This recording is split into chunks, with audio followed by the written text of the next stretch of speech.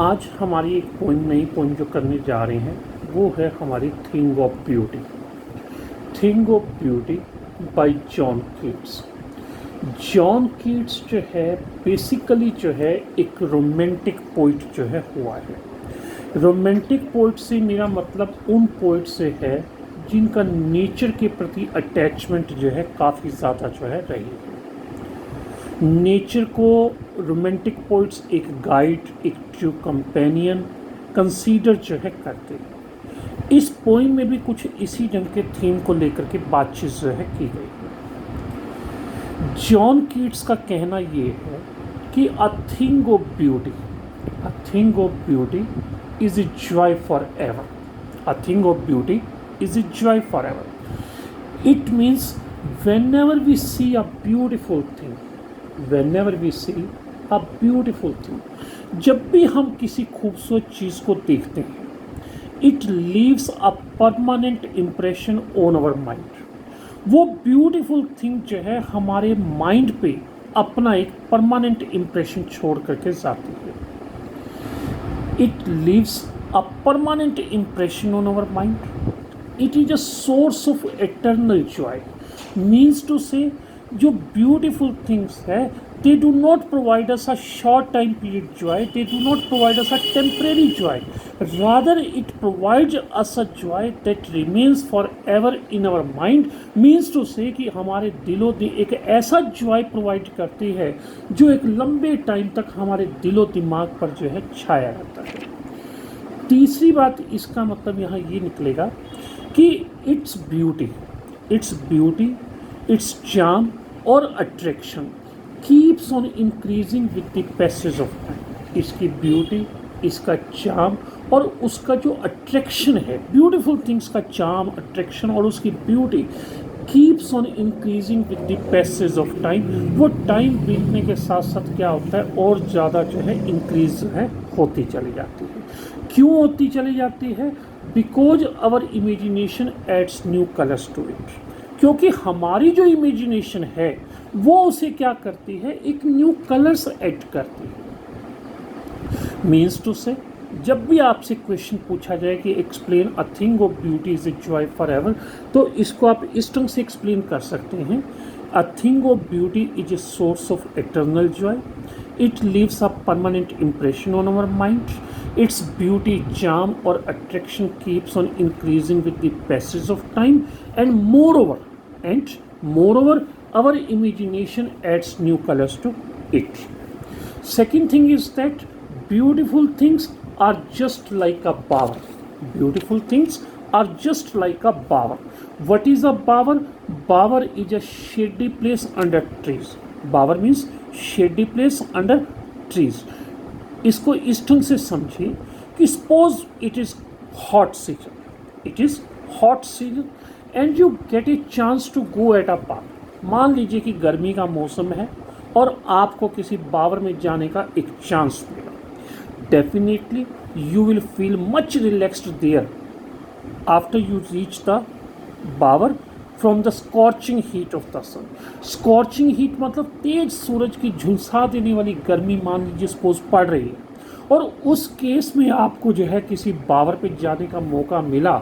Definitely you will feel much relaxed there.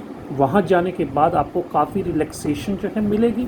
ठीक है, इसी प्रकार से क्या होता है कि whenever we see a beautiful things, जब भी आप किसी खूबसूरत चीज़ को देखते हैं, whenever you see a beautiful thing, it provides us sound sleep with sweet dreams. First of all, it provides us sound sleep with sweet dreams. It provides us good health. And we can have a sigh of relief after looking at a beautiful thing. और जब भी हम किसी खूबसूरत चीज़ को देखते हैं, definitely we can have a sigh of relief. हमें एक राहत की सांस लेने का मौका जो है मिलता है। सेकेंड पैराग्राफ में पोइट का कहना बेटे ये है कि life of human beings on earth is not very good. अगर हम धरती पर ह्यूमन लाइफ को अगर स्टडी करें तो ह्यूमन लाइफ कोई बहुत अच्छी जो है नहीं है धरती पे। अगर हम ह्यूमन लाइफ को स्टडी करें तो अच्छी नहीं है।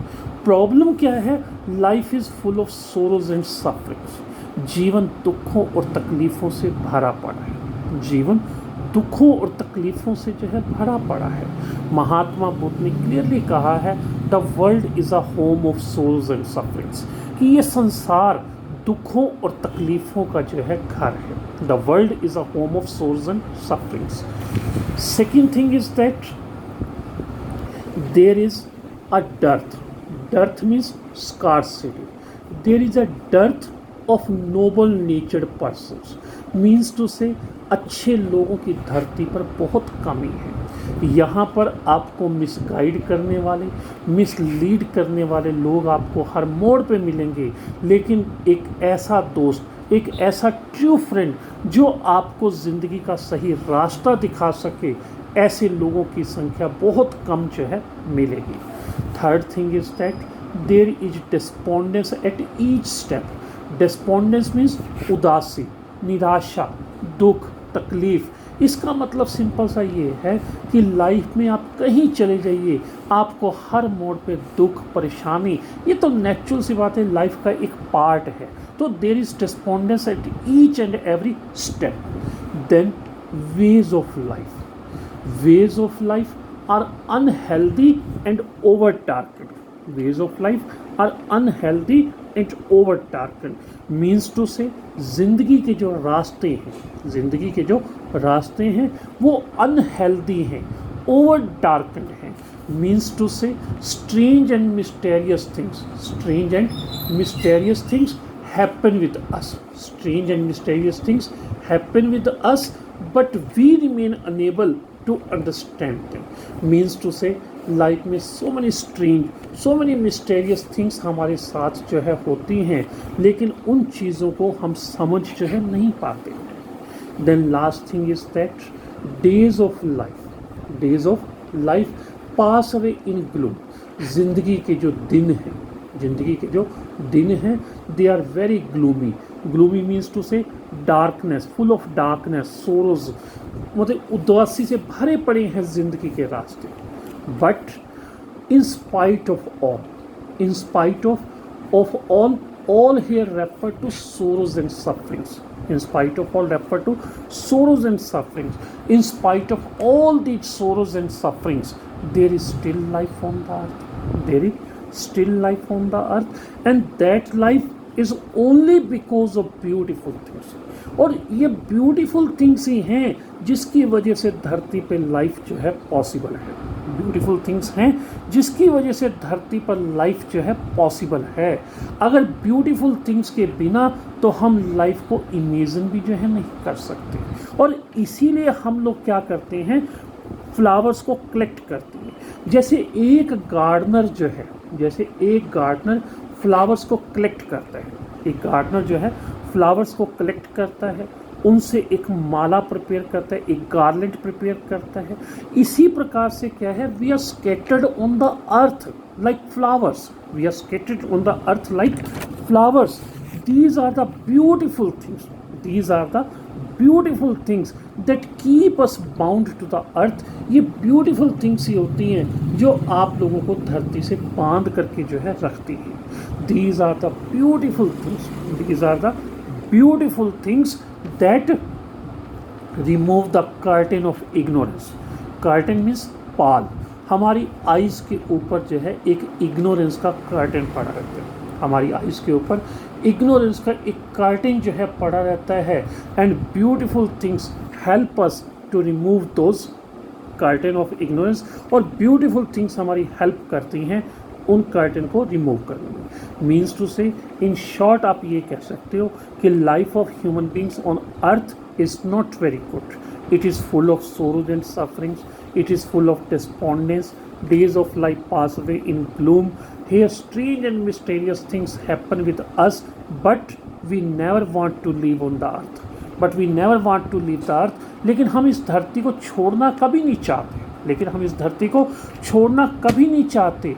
Everybody wants to live more and more. It is only because of the beautiful things. These are the beautiful things that keep us bound to the earth and these are the beautiful things that make life possible on the earth. Then third passage में poet John Keats उन चीज़ों की description देता है, उन things की description देता है that can be included in beautiful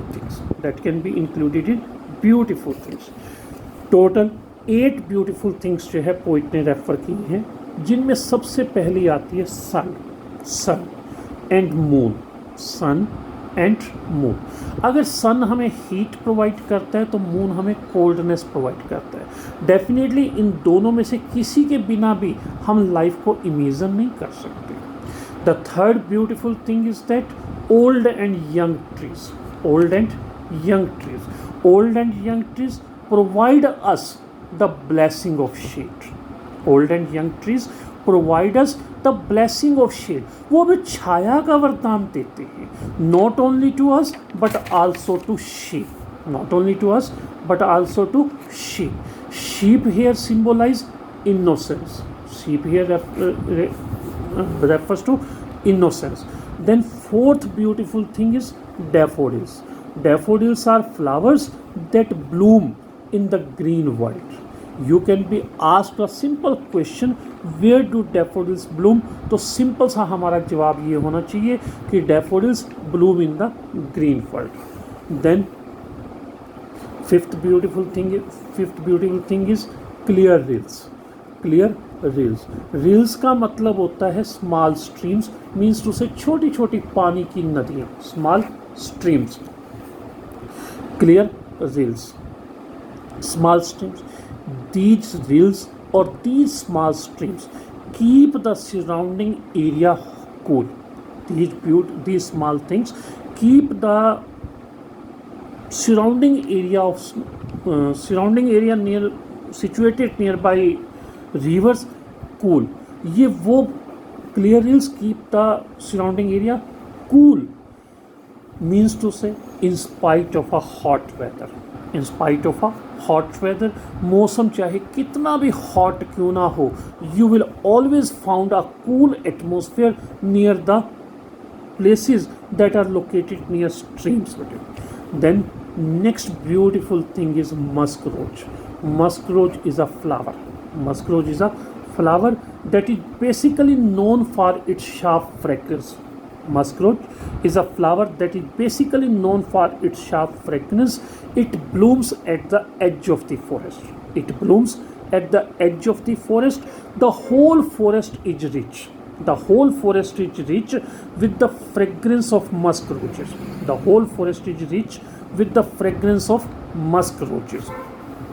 तो मस्क रोजेस को भी हमने ब्यूटीफुल थिंग्स में काउंट किया. Second last thing is mighty dead person. First of all आपको ये पता होना चाहिए कि माइटी डेड रेफर किसको करता है. Mighty dead refers to those persons who have made great achievements in their life. Mighty dead उन पर्सन्स को रेफ़र करता है जिन्होंने लाइफ में बड़ी बड़ी अचीवमेंट्स जो है हासिल की हैं. माइटी डेड में पर्सन्स आएंगे बेंजामिन फ्रैंकलिन जिसने इलेक्ट्रिसिटी का आविष्कार किया, ग्राहम बेल जिसने टेलीफोन का आविष्कार किया, मार्कोनी जिसने रेडियो का आविष्कार किया. हमारे इन्वेंटर्स, हमारे डिस्कवरर्स, हमारे अननोन फ्रीडम फाइटर्स और non freedom fighters who contributed their life for the sake of the country, these are mighty dead persons. Poet has added the word grandeur along with the mighty dead. Now a question arises कि why did the poet add the word grandeur with mighty dead? कि mighty dead के साथ poet ने grandeur word को क्यों जोड़ा है? Mighty dead के साथ ग्रैंडियर वर्ड यूज़ इसलिए किया गया है क्योंकि माइटी डेड पर्सन्स के लिए पोइट इमेजिन करता है. What does he imagine? He imagines that God will reward them on the day of judgement. Means to say हो सकता है कि उन्हें जीते जी रिकग्नाइजेशन ना मिली हो, लेकिन definitely a time will come when God will reward them with his own hands. जब परमात्मा खुद ब खुद उनको अपने हाथों से रिवार्ड जो है देगा. तो इस पॉइंट को इस ढंग से समझिए कि माइटी डेड उन पर्सन्स को रेफर करता है जिन्होंने लाइफ में बड़ी बड़ी अचीवमेंट्स हासिल की हैं। अब ये पर्सन्स कहाँ हैं? Now they are lying buried in their graves, now they are lying buried in their graves, their death is also beautiful, their death is also beautiful. ये सच्चाई है कि डेथ कभी खूबसूरत नहीं होती, लेकिन इन लोगों की डेथ को हम खूबसूरत मान रहे हैं।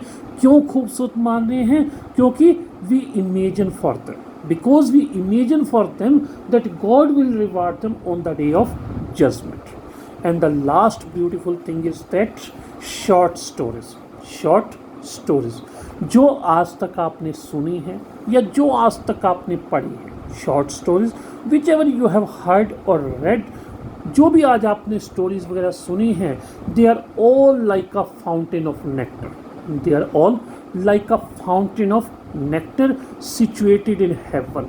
वो जितनी भी स्टोरीज आपने पढ़ी हैं या जितनी भी स्टोरीज आपने सुनी हैं, they are all like a fountain of nectar situated in haven.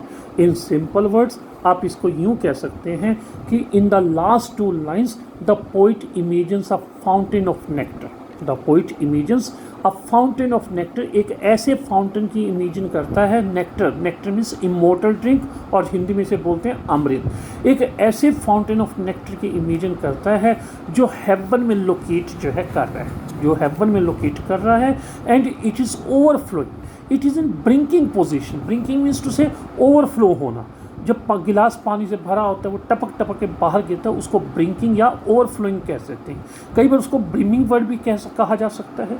तो वो ओवरफ्लो होने की वजह से उसकी ड्रॉप्स क्या है, हमारे ऊपर जो है आ रही है। जिस ढंग से नेक्टर किसी पर्सन को अमर बना देता है, जैसे नेक्टर जो है मेक्स अ पर्सन इमोर्टल, इसी प्रकार से शॉर्ट स्टोरीज भी हमारी इमोर्टल जो है हो गई हैं।